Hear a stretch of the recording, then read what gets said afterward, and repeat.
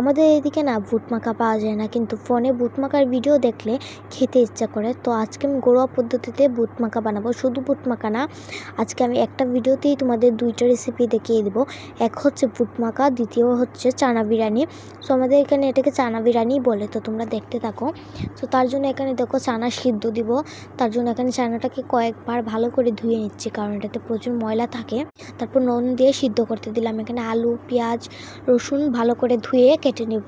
তারপর এদিকেও ছানা সিদ্ধ হয়নি, তাই একটু জল দিয়ে বসিয়ে দিলাম।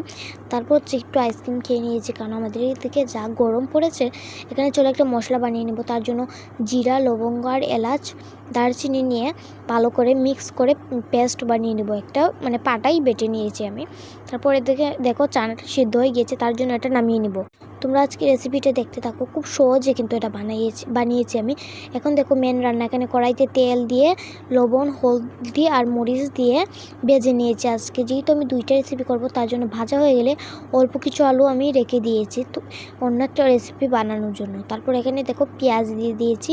তারপর এটাকে একটু ভেঙে নিয়েছি পেঁয়াজগুলোকে, কারণ আমি কাটতে পারি না গাইস পেঁয়াজ, এত চোখ জ্বালা করেছিল, তার জন্য এরকম করে কেটে দিয়েছি। এখানে দিয়ে দিব রসুন কুচি, তারপর দিয়ে দেবো ঝাল, তারপর দিয়ে দেবো একটু ধনিয়ার গুঁড়া, তারপর দিয়ে দেবো হলুদ আর স্বাদ মতো নুন দিতে কিন্তু একদমই ভুলবে না। সো তোমরা এটা তোমাদের পরিমাণ মতোই দিও মশলা। তারপর এটাকে ভাজা হয়ে গেলে, কষানো হয়ে গেলে এখানে দিয়ে দেবো সেই সিদ্ধ করা ছোলাগুলো। সো তারপরে এটাকে ভালো করে ভেজে নিতে হবে। তারপরে যে মশলাটা বানিয়ে রেখেছিলাম, সেই মশলা দিয়ে কিছুক্ষণের জন্য জল দিয়ে ঢাকা দিয়ে ঘুরে রেখে দেবো। কিছুক্ষণ ঢাকা দিয়ে রেখে দেবো। তারপর এখানে চলো হয়ে গিয়েছে আমার রান্না।